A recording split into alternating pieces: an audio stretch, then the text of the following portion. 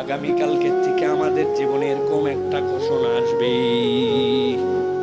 সামনের মাস হচ্ছে আমাদের জন্য শাবান। কি মাস? কথা বলতে হবে, কি মাস? নবীজি দোয়া শিখিয়েছেন, আল্লাহুম্মা বারিক লানা ফি রজব ওয়া শাবান ওয়া বাল্লিগনা রমাদান। আয় আল্লাহ, তুমি আমার রজব শাবানে বরকত দাও, আমাদেরকে তুমি শাবান মাস, রজব এবং শাবানে বরকত দিয়া রমজান মাসে তুমি আমাদেরকে পৌঁছায় দাও। সুবহানাল্লাহ বলেন। জিজ্ঞাসা হচ্ছে, কেন এই শাবান মাসের এত মর্যাদা?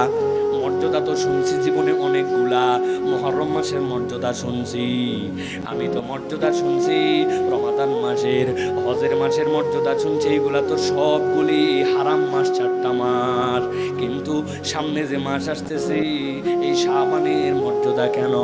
আল্লাহ নবীর আদরের সাহাবী হযরতে ওসামা বিন যায়েদ আল্লাহ নবীর কাছে আসলেন, ঠান্ডা মাথায় বোঝেন। আসার পরে বলতেছেন, ইয়া রাসূলুল্লাহ, ইয়া হাবিবাল্লাহ, ওয়ালাম আরাকা তাসুমু শাহরিম মিনাশ শুহুরি মা তাসুমু মিন শাবান। ও আমার রাসূল, ও আমার প্রিয় দাদা জান, আমি তো আপনাকে অন্য মাস রমাদানের বাহিরে শাবান মাসের মতো এত রোজা কোনো মাসে রাখতে দেখি নাই, আপনি শাবান মাসে এত রোজা রাখেন কেন? সুবহানাল্লাহ। আমার নবী এত রোজা রাখতেন, প্রায় পুরা মাস রোজা রেখে ফেলছেন। নবীজি হেসে দিয়েছেন, হেসে দেওয়ার পরে বলতেছেন, ও ওসামা, কেন আমি রোজা রাখি জানো নাকি? নবী বলছেন, শোনো, যালিকা শাহরুন ইয়াগফুলুন নাসু আনহু বাইনা রজবি ওয়া রমাদান।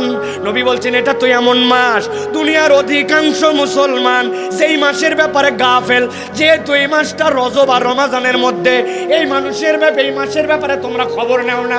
কিন্তু আমি নবী জানি, আমার উম্মতকে জানাই দিচ্ছি, তোর আমল যদি